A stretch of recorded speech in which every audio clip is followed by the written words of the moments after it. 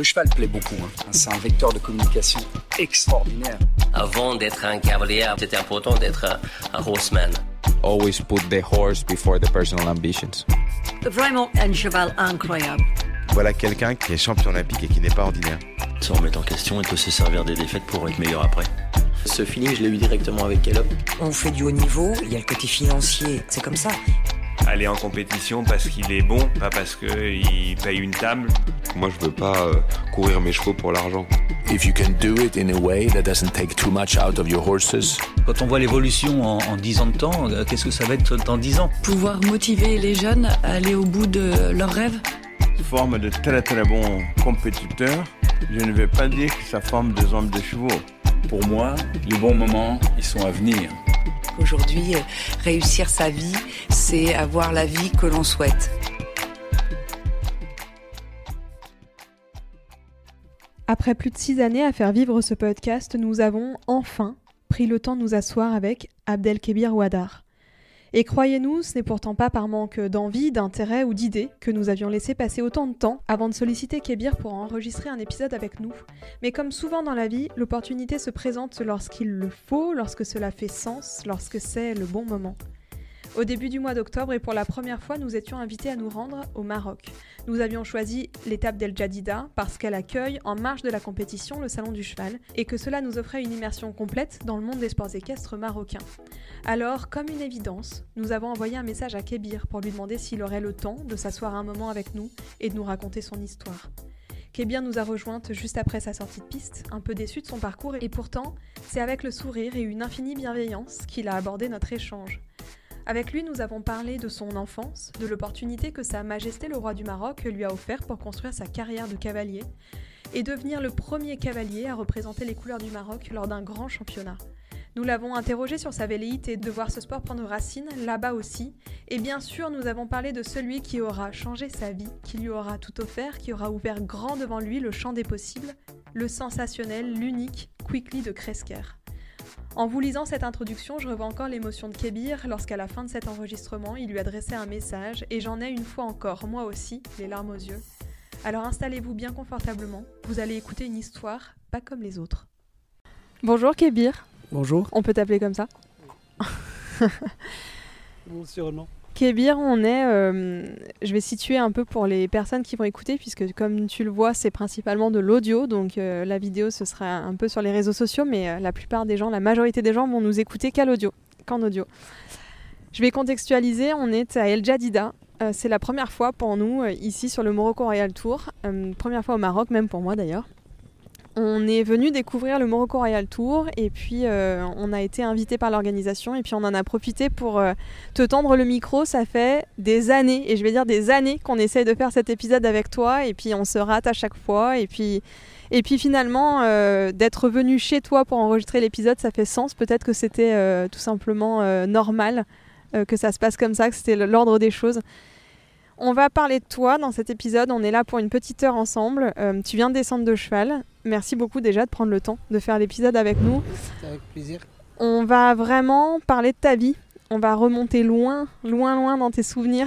J'espère que tu as bonne mémoire. Kébir, aujourd'hui tu as, et je ne veux pas dire de bêtises, 63 ans. C'est ça ? On t'a connu, ça fait un bon 15 ans en tout cas qu'on te voit sur la scène internationale, même plus longtemps. On t'a vu faire de grandes victoires, évidemment, je pense au Saut Hermès, mais tu as été tout simplement le premier cavalier marocain à te qualifier pour les JEM. D'abord, c'était à Caen en 2014. Ensuite, pour Rio, tu as été le premier cavalier marocain à faire les Jeux Olympiques. Et puis, on t'a revu ensuite, encore une fois, à Tokyo. Aujourd'hui, tu partages ton temps entre l'Europe et le Maroc. Tu continues évidemment ta carrière. Tu as encore l'ambition, je l'ai lu, d'aller à Los Angeles. En tout cas, c'est dans ta ligne de lumière. Je ne veux pas dire de bêtises, mais je crois que c'est ça. On aimerait bien comprendre comment tout ça a commencé, parce que être le premier cavalier de sa nation à accéder aux Jeux Olympiques, c'est pas rien et c'est pas un hasard non plus. Et si on réfléchit, 2014, c'est il y a pas si longtemps, c'était il y a 11 ans. Et ensuite, vous avez eu, je crois que c'était directement à Tokyo, 4 cavaliers marocains qualifiés. Donc tu as vraiment ouvert la voie et aujourd'hui, vous avez quand même une nation de plus en plus forte. Vous avez de plus en plus de cavaliers. Prêts à performer sur le niveau 5 étoiles, 4 et 5 étoiles. On vous voit sur des Coupes des Nations, on vous voit maintenant sur les plus grandes compétitions. Et il y a même eu cette année, l'année dernière à Paris, une cavalière marocaine qui a fait les Jeux en concours complet. C'était la première fois. Oui, effectivement, oui. Une cavalière marocaine, oui. On aimerait bien déjà parler de toi avant de parler du Maroc, avant de parler des sports équestres marocains. Est-ce que tu peux nous raconter ton enfance, nous dire d'où tu viens, dans quel milieu est-ce que tu as grandi et qu'est-ce qui t'a amené à 8 ans à commencer l'équitation et à découvrir le cheval? Ça va être une longue histoire. Non, mais c'est vraiment, je me rappelle de ça comme si c'était hier. En fait, ma vie, j'ai jamais pensé ce que j'allais faire au début. Est-ce que je dois être cavalier? Pour moi, je faisais mes études, mais jamais j'ai pensé qu'un jour j'allais vraiment faire de l'équitation. J'étais plus penché vers le golf que l'équitation. Mais j'ai eu la chance d'être élevé par Son Altesse Royale, la princesse Lalla Fatima Zora, que Dieu a son âme. C'est la maman du prince Moulay Abdallah Alaoui, qui est président de la fédération. Et puis j'ai grandi avec eux et puis ils m'avaient toujours traité comme si c'était un de ses enfants. Et j'étais en train de jouer au foot. Et elle est passée un jour à côté et puis il m'a regardé, tout ça, il dit ce garçon-là j'aimerais bien, je vais dire à ses parents si je peux l'adopter et qu'il reste avec mes enfants à la maison. Il y a un monsieur qui est arrivé, il a dit à mon frère, j'aimerais bien que Kébir aille à la famille royale parce qu'il y a la princesse qui veut qu'il reste avec ses enfants. Et maman était hors de question. Maman, elle était hors de question que j'aille. Elle a pleuré toutes les larmes de ses yeux. Je comprends, c'est une maman, quoi. Mais le papa, il a dit non, c'est un homme, pourquoi pas. On ne dit jamais non à la famille royale parce qu'on a beaucoup de respect pour la famille. Au Maroc, on a beaucoup de respect pour la famille royale. D'ailleurs, vous avez remarqué ça. Et puis, je suis venu et puis j'ai commencé à faire mes études, à monter à cheval. Et j'ai eu la chance d'y aller avec le prince Moulay Abdallah, monter à la fédération à l'époque. C'était Jean-Louis Martin qui donnait des cours à la fédération. Et puis, au début, je n'arrivais pas à m'approcher d'un cheval. J'avais une peur bleue. Et à la fin, on a commencé à monter. Et à chaque fois, on commence à monter à cheval. Je disais toujours au prince, parce qu'on avait presque le même âge, je lui dis, tu sais quoi, mon objectif? Moi, si jamais je fais du cheval, je vais aller aux Jeux Olympiques. C'était toujours ça. Et je vous promets, plus de 50 ans après ça, il m'a appelé le jour des Jeux Olympiques à Rio. Il m'a dit, est-ce que tu te rappelles de ce que tu me disais quand tu avais 10 ans? Moi, j'ai dit non, je ne me rappelle pas. À cause des Jeux, il m'a dit, mais maintenant profite-en. Et c'est comme ça que j'ai toujours cette ambition d'y aller aux Jeux Olympiques. Voilà. Alors Kébir, c'est vraiment grâce à la famille royale que tu as approché le cheval, parce qu'au Maroc ici, j'imagine que c'est pas commun ni de coutume de monter à cheval quand on est enfant. Non, en fait, le Maroc, c'est un pays du cheval parce que vous avez bien vu pour la question de la fantasia, nos arrière-grands-parents ils montaient les chevaux de la fantasia et tout ça, mais à l'époque on n'avait que des arabes barbes, des petits chevaux du pays. Et c'est vrai qu'on n'a pas maintenant comme cette ouverture qu'on a sur l'Europe, on a accès aux poneys, on a accès à des bons chevaux, tout a changé dans la race des chevaux, donc c'est ça ce qui a changé, quoi. Je crois qu'il y a aussi eu un élément déclencheur dans ta vie de cavalier et de sportif. Ça a été la rencontre avec un certain Marcel Rosier. Est-ce que tu peux nous parler de lui? Parce que, alors dis-moi si je me trompe, hein, mais je pense que c'est un peu grâce à lui que tout a basculé, non? En fait, d'abord, Marcel Rosier, pour moi, c'est pas qu'un coach, c'est un père pour moi. Je vis avec lui à la maison. Depuis que je suis parti en France, Sa Majesté nous a pris une villa pour y habiter, mais il n'a jamais voulu me laisser. Donc j'étais toujours avec Marcel, on mangeait toujours ensemble et tout ça. C'était plus un père pour moi. Donc j'ai eu beaucoup de respect pour ce monsieur. Et en plus de ça, j'étais vraiment fan quand j'étais jeune. J'étais fan de Marcel quand je le voyais monter. Il n'y a pas un seul parcours que je loupe de lui. Avec Pessoa aussi. Nelson Pessoa, c'était mes deux personnes que... Moi, c'était waouh. Quand j'ouvre mes yeux, c'était waouh, j'aimerais bien être comme eux. Et tu as eu la chance de faire un stage aussi quand tu avais 14 ans chez Neko, chez Nelson? Exactement. J'ai fait beaucoup de stages, en fait. Je suis parti chez Nelson quand j'avais à l'âge de 14 ans. Et à l'époque, je ne pouvais pas y aller parce qu'il faut voyager. Parce que tu ne peux pas voyager avant les 18 ans. Mais j'ai réussi quand même à y aller. Et je faisais des stages à l'époque. Rodrigo, il était tout jeune, il montait sur un poney, etc. Je lui ai fait des tours de poney, je me rappellerai toujours. Mais c'est une famille vraiment très respectable aussi. Que ce soit Pessoa et sa femme aussi. Et alors, tu as eu le choix, quand il a fallu partir s'installer en Europe pour faire ses armes, pour essayer vraiment de développer ta carrière équestre, tu as eu le choix entre Marcel Rosier et Nelson Pessoa? Oui, c'est le seul obstacle qu'il y avait. C'était Pessoa, il était en Belgique. Marcel, c'était en France. Et en plus, la France, c'est mon deuxième pays. D'ailleurs, c'est elle qui m'a donné toutes mes victoires, etc. Donc pour moi, j'ai beaucoup de respect que ce soit pour les spectateurs français ou les gens qui sont là-bas, ils m'ont toujours bien accueilli. J'ai jamais eu aucun problème avec le public. D'ailleurs, je les remercie beaucoup. Et en même temps, j'avais la chance d'avoir Marcel parce qu'il était à Paris, donc tu as 2 heures d'avion, tu es toujours là-bas, tu peux rentrer voir ta famille, etc. Mais on revient sur le truc, comment ça a basculé, c'est grâce à Sa Majesté. Mohamed VI, que Dieu le glorifie, il m'a dit comment ça se fait, Kibir, que nous on n'est jamais dans le haut niveau. Je me rappellerai toujours comme si c'était hier. Moi j'ai dit Majesté parce que c'est vrai que le haut niveau c'est un peu dur, mais il faut vraiment, ça demande beaucoup de choses. Il faut un bon cheval, et tout ce qui suit à côté, tu vois. Il m'a dit, et si jamais je t'achète un bon cheval, etc., est-ce que tu es capable d'y aller au haut niveau? J'ai dit oui. Il y a la gueule que j'ai moi aussi, j'ai pas dit non. Donc j'ai dit oui, pourquoi pas. Je ne savais même pas. La vérité, je me suis dit, j'étais jeune, j'avais envie vraiment d'y aller au haut niveau. Donc mon ambition, c'est d'y arriver à ça, quoi. Et donc c'est comme ça qu'il m'a acheté un cheval qui s'appelait Porsche. D'ailleurs, il vit toujours et qui est à Bois-le-Roi. Et je l'ai gardé avec moi. Donc chaque matin, je le vois, on le met au paddock, etc. Et on est parti à Monaco et c'était la première victoire à Monaco dans le global. C'était un moment fort. Porsche, ça t'a lancé sur la carrière internationale, clairement. Effectivement, ça m'a lancé sur la carrière internationale. Et en plus, j'ai un petit truc à dire de Marcel. C'est un monsieur, c'est un personnage qui te faut. Même si par exemple, si le parcours est dur, il fait dur, oh non, mais c'est rien qui bire, tu vois. C'est rien du tout, on va les cogner, tu vas voir, c'est rien.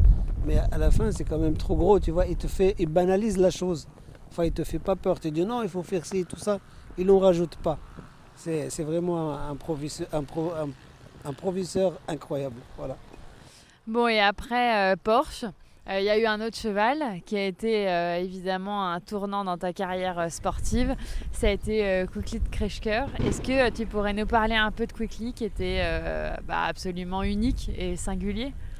Écoute, Quickly de Kreschker, c'est vrai que c'est lui qui a changé toute ma vie au fait dans l'équitation parce que on l'a vu avec Marcel. Le monsieur, il s'appelle Bruno Solomiac. Il nous a dit, il y a un bon cheval qui est pas mal, etc. Et comme on l'a vu, il était petit de taille, etc.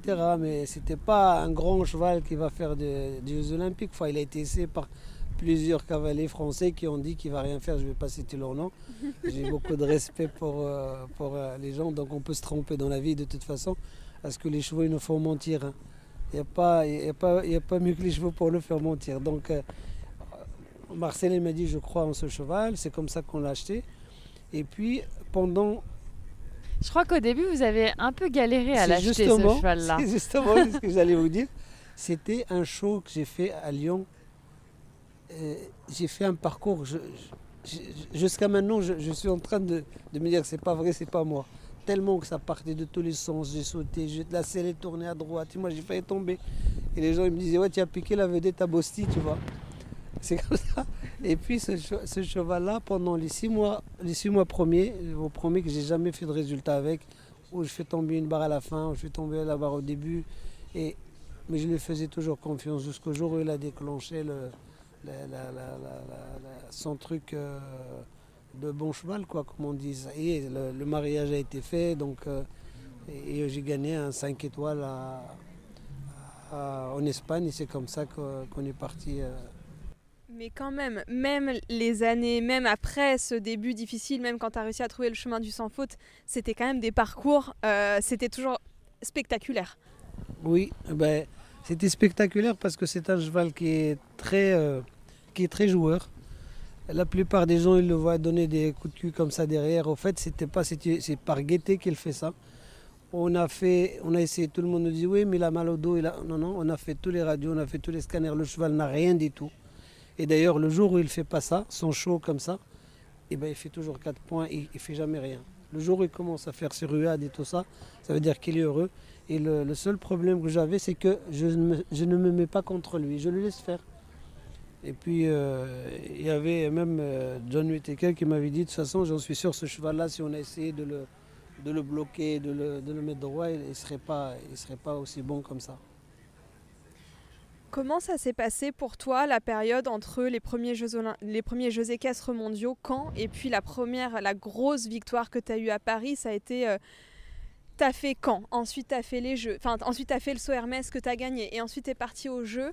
Comment est-ce que tu as géré ça même émotionnellement? Parce que c'était beaucoup, je pense, à gérer, à absorber en termes d'émotions, de tout ce que ça a représenté comme aboutissement d'une carrière.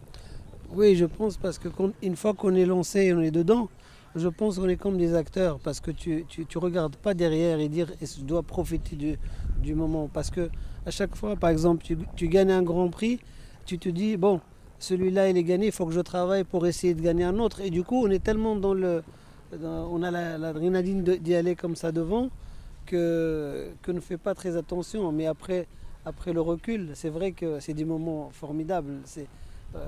Sur le moment, bien sûr, tu vis des moments formidables parce que tu gagnes. Et en plus, comme le Saut Hermès, c'était un truc magique. C'était vraiment un grand prix que j'ai adoré. Et en Allemagne aussi, il a fait une très belle victoire. À Stuttgart, exactement. C'était magnifique aussi. Donc, tous les parcours qu'il a fait, c'est que du bonheur avec ce cheval-là. Tu avais, je suis en train de calculer, tu avais 52 ans finalement, c'est presque tard dans une carrière de cavalier, oui. C'est dingue de se dire que tu as eu tes premières grandes victoires à plus de 50 ans. C'est vrai parce qu'il ne faut pas oublier aussi que j'ai été au Mans à un certain moment pendant 5 ans, justement pour travailler les jeunes chevaux, pour apprendre à travailler les jeunes chevaux et les ramener au haut niveau. Et j'étais chez Philippe Rossi, au Mans. C'est comme ça que j'ai débuté. J'avais une jument qui s'appelait Elisa de Kresker avec qui j'étais au championnat du monde à l'Anaken. Et après, bien sûr, j'avais des autres chevaux qui appartenaient au prince Moulay Abdallah, comme Kit de Bougie, comme Edol Dubané. C'est des chevaux que j'ai ramenés depuis l'âge de 3 ans jusqu'aux 5 étoiles, mais on faisait du 4 et 5 étoiles, mais seulement au Portugal, en Espagne, parce que c'est plus près pour nous. Mais une fois que j'ai eu l'opportunité que Sa Majesté m'a envoyé chez Marcel, c'est là où on s'est lancé vraiment dans le haut niveau. Et alors toi, comment est-ce que tu as vécu ça? Parce que alors à 52 ans, arriver faire du haut niveau, être le premier Marocain à aller aux Jeux équestres mondiaux, la médiatisation que ça implique forcément, est-ce que tu étais prêt à vivre tout ça? Au fait, au début, non. Au début, j'arrivais pas. J'étais trop timide pour aller faire des interviews et tout ça. Et Marcel, il me disait toujours non, il faut y aller Kibir, il faut aller m'encourager et tout ça. Je dis non, mais tu sais Marcel, je ne veux pas. J'étais tellement timide à faire des interviews, mais en fait, il m'a dit non, c'est très bien, écoute, tu as gagné, il faut faire ça. Et c'est lui qui m'a encouragé vraiment à sortir de ma coquille, comme on dit, et puis faire des interviews que je fais. Est-ce que tu as l'impression d'avoir aussi permis d'ouvrir la voie au Maroc, à ces cavaliers marocains? Est-ce que tu penses avoir été quelque part, pas un porte-parole, mais vraiment une figure qui a permis de se dire bah voilà, c'est possible, nous aussi on est capable d'aller faire du haut niveau? La vérité, tu sais, j'aime bien rester avec ma tête, comme on dit, avec ma tête froide. C'est vrai que j'étais le premier à y aller aux Jeux Olympiques. J'ai ouvert la porte à tous les Marocains.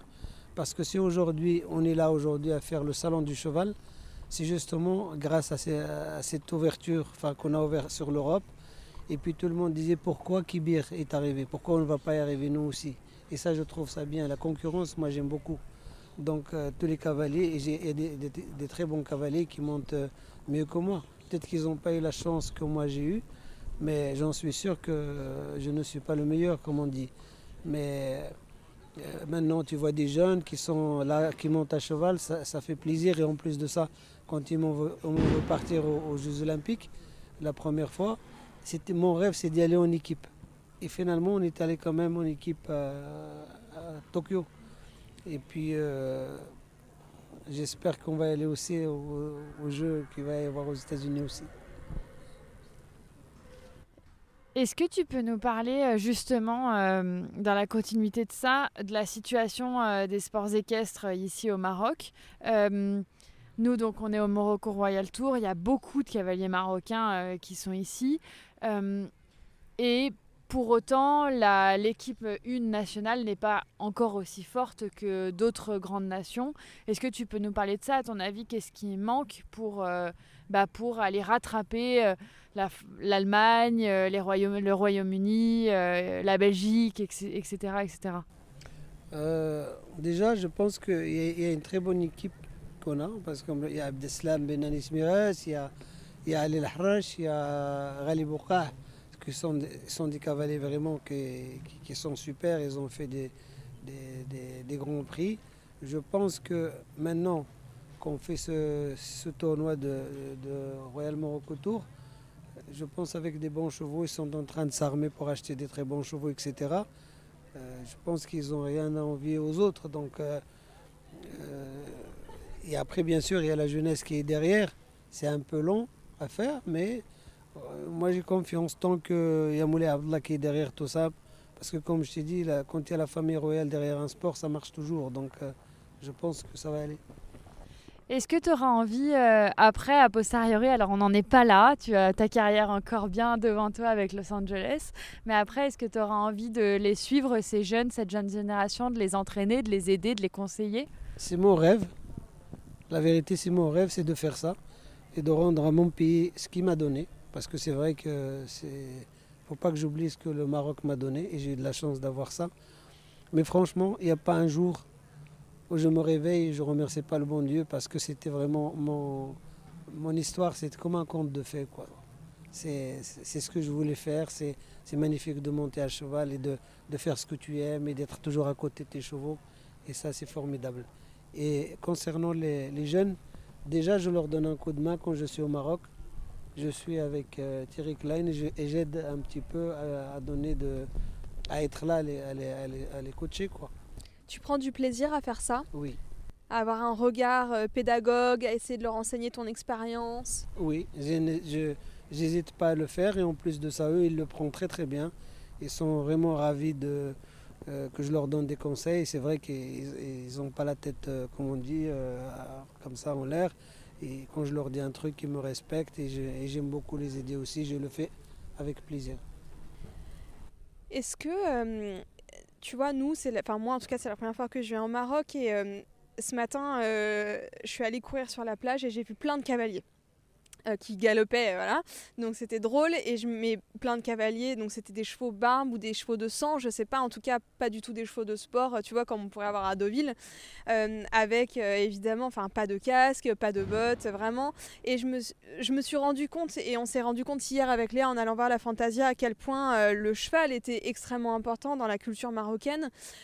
Mais est-ce que la partie sportive, elle est accessible, et est-ce que un gamin marocain qui te voit, tu vois, à la télé, qui te regarde gagner et qui se dit ben moi je rêverais de faire ça, est-ce qu'il a la possibilité d'arriver jusqu'à une carrière de sport, sans parler du très haut niveau, mais au moins de faire du saut d'obstacle et de faire du sport?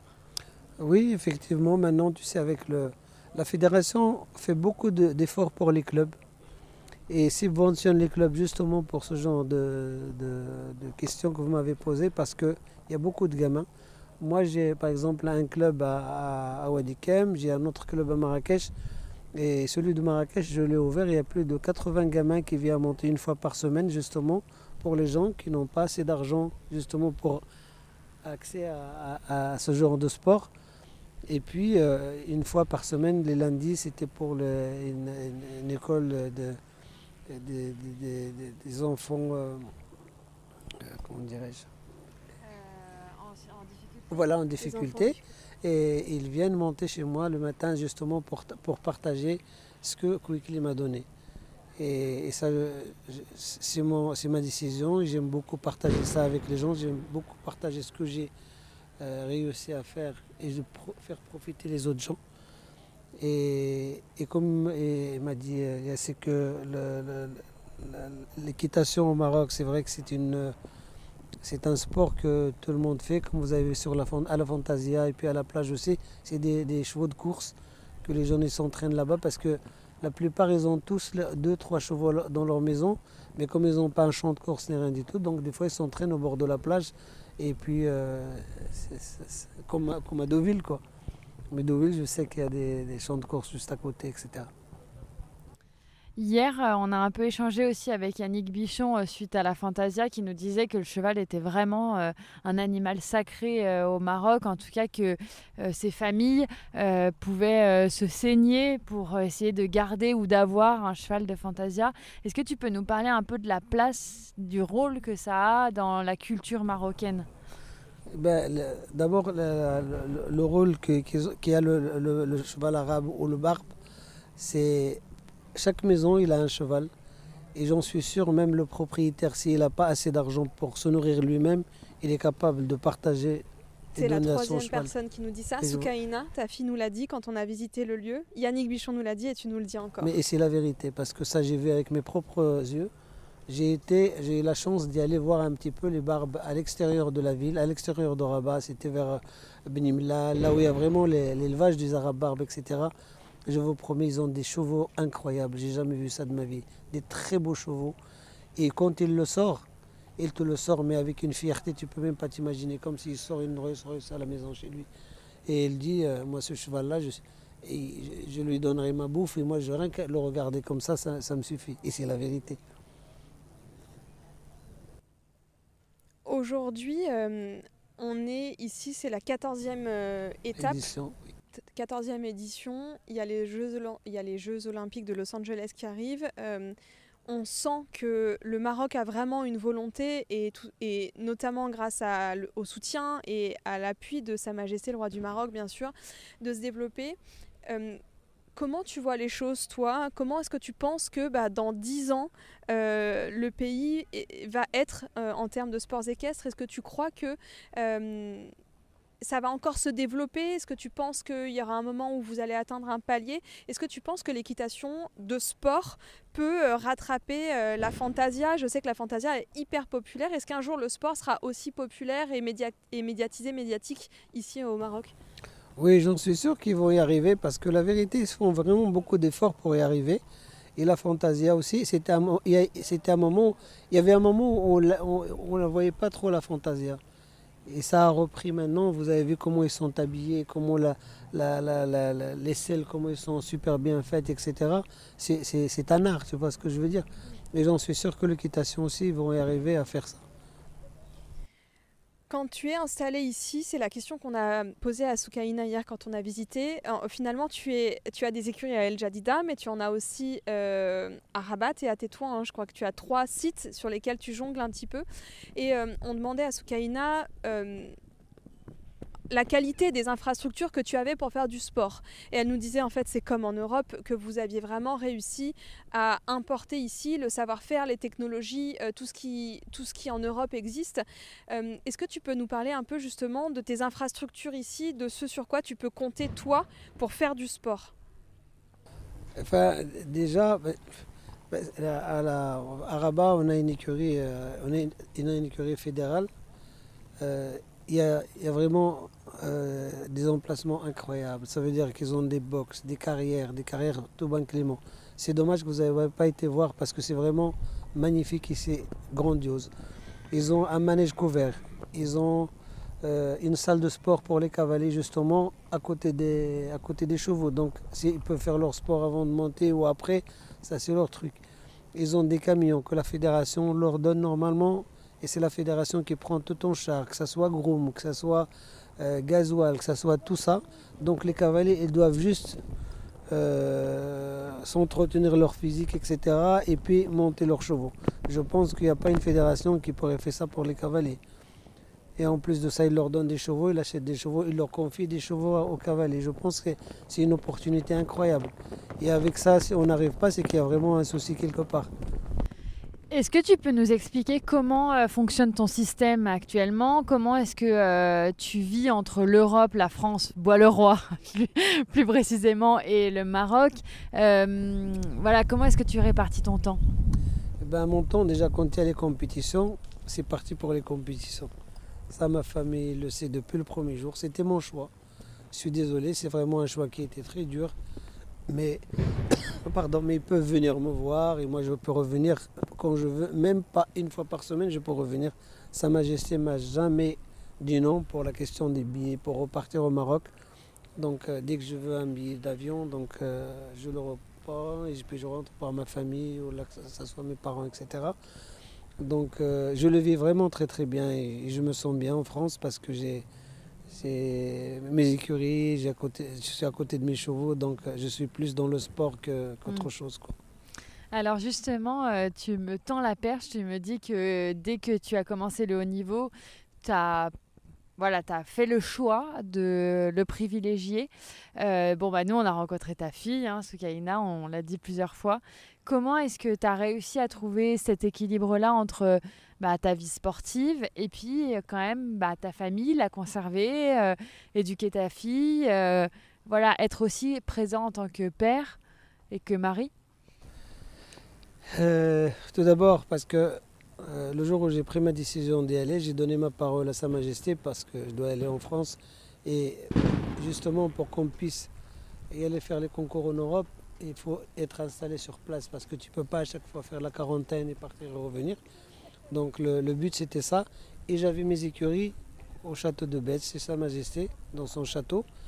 Mais comme Marcel ne pouvait pas faire des allers-retours et venir me donner des cours sur place parce que c'est trop loin, Bois-le-Roi on a pris des écuries chez lui, on a loué des écuries chez Marcel et depuis qu'on est rentré, on n'est plus ressorti. C'est un vrai magicien, quoi. Tout à l'heure, tu as dit un truc, tu as dit je veux redonner ce que Quickly m'a offert. Et en fait, quand on t'écoute, finalement, tout ce qui t'est arrivé, c'est grâce à Sa Majesté le Roi du Maroc et grâce à Quickly. Et toi, tu oublies un peu de dire que tu as eu toutes les qualités, tu as réussi à mener à bien tout ce projet, que c'est toi finalement qui as monté à cheval, c'est quand même tes actions personnelles. Tu as beaucoup de gratitude, je trouve, envers les autres, mais est-ce que toi, tu te rends compte du travail que tu as fourni pour être justement ce pionnier dans les sports équestres marocains et pour faire tout ce que tu as fait? Je dis ça parce que déjà, c'est les gens qui te tendent la main, il ne faut pas oublier, parce que c'est vrai qu'on a toujours besoin de quelqu'un qui nous aide un petit peu à remonter sur une échelle. Et c'est vrai que je me donne beaucoup de mal, c'est vrai que je me lève de bonne heure, je travaille beaucoup, j'essaie toujours d'être correct. Au lieu de faire la fête, je travaille, je dors de bonne heure, etc. Je suis un acteur qui est très essentiel dans ce truc-là et je sais ce que j'ai fait. Mais justement, comme disait Marcel, il faut pas regarder derrière. Parce que quand on regarde derrière, on perd le temps. Donc je continue toujours à avancer. C'est vrai que il y a des moments où on est un peu fatigué. Il y a des moments où on se sent un petit peu pas lassé parce qu'on n'est jamais lassé des chevaux. Même quand tu pars en vacances pendant 2 jours, 3 jours, tu as envie de les voir. C'est plus à dire... Si aujourd'hui je suis arrivé à faire ça, c'est que j'ai vraiment fait ça pour mon pays. Je l'ai fait pour moi aussi. Et surtout, je l'ai fait pour le sport équestre marocain. Je suis sûr que je me donne du mal pour ça. Est-ce que tu as déjà douté pendant ta carrière? Est-ce qu'il y a eu des années où, j'en sais rien, avant d'aller en France ou quand tu es arrivé en France, est-ce qu'il y a eu des moments où tu t'es dit, mais en fait, j'arriverai pas à être au niveau, j'arriverai pas à décrocher une qualification dans un championnat, j'arriverai pas à faire ça? Effectivement, tous les cavaliers ou tous les sportifs, ça leur arrive à un moment où tu ne sais pas si c'est une fatigue ou c'est pas un truc, pas de morale, je sais pas quoi, ou peut-être moins de résultats. Tu te dis, je pense que c'est pas pour moi ce truc-là, il vaut mieux que j'arrête parce que je me donne trop de mal et je ne réussis pas, etc. Mais justement, c'est là où il ne faut pas baisser les bras, il faut continuer, il faut travailler, persévérer, dire tiens, pourquoi je rêverais pas. Et ça m'est arrivé tout de suite après Quickly, quand j'ai plus Quickly. Bien sûr, quand tu rentres, tu es sûr d'y aller gagner. Vous avez bien vu à la boule, j'ai gagné plusieurs trucs, même deuxième au Grand Prix, etc. Et au bout d'un moment, quand tu n'as plus le même cheval, je vous jure que le moral est vraiment en bas de truc. Mais bon, tu essaies de remonter le truc. Et j'avais Istanbul, je me suis dit, c'est un cheval qui est très compliqué, il a peur des autres quand ils sont en train de sauter dans le paddock, comme il y a les paddocks qui sont petits, donc il fait des demi-tours, etc. Et il m'a cassé mes adducteurs plus de 2 ou 3 fois et tout ça. Mais je me suis dit, un jour je me suis réveillé, j'ai dit écoute, les gens ils disent toi c'est Quickly parce que Quickly il est bon, etc. Je me suis dit si j'arrive pas avec Festival, c'est que vraiment là je suis sûr que je suis vraiment mauvais. Mais si j'aurais réussi avec, par exemple, avec, comment il s'appelle, Istanbul, si j'arrive avec lui, je vais tout faire pour y arriver. Mais si j'arrive pas, alors là, à ce moment-là, je vais baisser les bras, c'est bon. Et ben, il m'a amené quand même aux Jeux Olympiques. Et je suis vraiment très content de ce cheval parce que, qui a été acheté d'ailleurs à Bois-le-Roi dans les ventes fence. Tu as mis plus de temps avec les autres chevaux qu'avec Quickly à réussir à faire couple, à réussir vraiment à se comprendre, à se lire. C'était plus rapide avec Quickly qu'avec les autres? Oui, c'était plus rapide avec Quickly parce que Quickly c'est un bâton, c'est un cheval qui... je vais vous dire un secret de Quickly parce que quand il rentre à l'intérieur, à la maison, n'importe qui peut le monter. Un gamin de 8 ans il peut le monter, il n'y a pas de problème. Mais dès qu'il rentre au Congo, il entend la sonnette. Je vous promets que le cheval, il se gonfle tellement, c'est comme quelqu'un qui veut se battre dans un ring, il te dit allez maintenant on va y aller. C'est un autre cheval, il devient lion quoi. Et c'est ça ce que j'aime bien chez lui. Et puis les autres ils sont difficiles parce qu'ils sont compliqués. Il y a un qui a peur des gens, l'autre il a peur des autres chevaux, etc. Mais c'est ça ce qui fait le charme des chevaux de toute façon. C'est bien d'avoir des chevaux un peu différents. Je vais basculer sur un autre sujet, Kébir. Là, donc, on est au Maroc, on est à El Jadida, on est dans une très belle infrastructure et la semaine prochaine, il y aura le Longines Global Champions Tour à Rabat. En parallèle de ça, il y a une situation sociopolitique au Maroc actuellement qui est très tendue. Comment est-ce qu'on arrive, toi tu vis auprès de Sa Majesté, dans les sports équestres dans lesquels nous on évolue aussi tous les jours, qui sont vraiment un monde de confort. Comment est-ce qu'on arrive à aussi garder les pieds sur terre et à se dire il n'y a pas que ça, il n'y a pas que nous, et il y a aussi des choses autour de nous qui sont importantes et auxquelles il faut porter de l'attention? Oui, c'est vrai, il faut porter beaucoup d'attention à ça. Mais la vérité, moi, j'ai confiance à notre roi et je sais très bien que ça va se régler. Parce que, bien sûr, il y a des jeunes qui font des bêtises, c'est tout à fait normal. Je pense qu'ils sont encore jeunes. Mais j'ai confiance à mon pays et j'en suis sûr que tout va se régler un jour ou l'autre. Donc, il faut juste avoir un peu plus de temps pour ça. On parlait de Quickly et à chaque fois que tu en parles, évidemment, il y a beaucoup d'émotions. Et en fait, Soukaina nous disait que tu le voyais encore beaucoup. Effectivement, je pars le voir, c'est Sa Majesté dans son palais à Bouznika et son hara. Et puis il est là-bas, ils sont en train de faire l'inséminer parce qu'ils vont faire de l'élevage avec, etc. Donc il va très bien, il est en forme, je viens de le voir il n'y a même pas la semaine dernière, c'était le mercredi je crois. J'ai été le voir, ça m'a fait plaisir, vraiment. Il m'a reconnu en plus. C'est une partie de la famille? Oui, là, exactement, c'est une partie de la famille. Et j'ai vraiment voulu avoir Quickly à la fin de sa vie là où il est parce que c'est vraiment un vrai paradis. Kébir, on a l'habitude de terminer avec quelques questions un peu plus courtes à la fin. Je voulais te demander s'il y a un cheval du circuit actuel que tu aimerais monter, ce serait qui? Du circuit dans le... Européen, de manière internationale, de manière générale. Une très bonne jument qui montait Belmaer. À Dallas. Voilà, ça c'est une jument que j'ai beaucoup aimée. Et d'ailleurs qui était en France mais qu'on a laissé échapper malheureusement. J'adore cette jument-là. Le meilleur conseil qu'on t'ait déjà donné dans ta vie? Le meilleur conseil que tu as reçu et qui t'a vraiment aidé pour ta carrière, notamment sportive? Le meilleur conseil qui m'a aidé, C'est le conseil de Marcel qui m'a dit de rester toujours humble. Peu importe ce que tu es, peu importe ce que tu as fait dans ta vie, de rester humble et avoir les pieds sur terre. Surtout les pieds sur terre. Et ça, tu sais, c'est très facile de le dire dans une interview, mais on peut vraiment imaginer. Et je pense qu'en plus, tu sais, tu l'as dit tout à l'heure que le public français te recevait vraiment bien et que tu étais reconnaissant, mais je crois que le public français t'aime beaucoup et que tu leur rends aussi beaucoup. Et ça, c'est sûr. Et moi, la première image que j'ai de toi, et ça va certainement illustrer ce que tu es en train de dire, quand je travaillais donc pour la marque Flexon, tu étais un cavalier sponsorisé par Flexon, je t'ai écrit parce qu'on devait se voir à Chantilly pour... une question d'étrier, je ne sais plus. Et en fait, je t'ai donné les étriers, on a discuté, tu m'as dit « mais attends, viens, on va boire un café ». Et tu m'as offert un café, on a discuté ensemble pendant 20 minutes. Et ça, de la part d'un cavalier 5 étoiles, c'est pas commun du tout. C'est vraiment gentil, mais je suis toujours comme ça avec tout le monde, c'est la vérité. Je donne du temps aux gens parce que c'est important d'être, comme je te dis, être humble et rester... les pieds sur terre et discuter avec tout le monde. Moi, je respecte tout le monde, que ce soit des petits ou des grands. Pour moi, c'est la même chose. Si tu ne devais garder qu'un seul souvenir de ta carrière sportive, ce serait lequel? C'est le Grand Prix Rames. C'était fort, c'était un beau moment. C'était magnifique. Et pour finir, si tu devais dire quelque chose à Quickly? Que...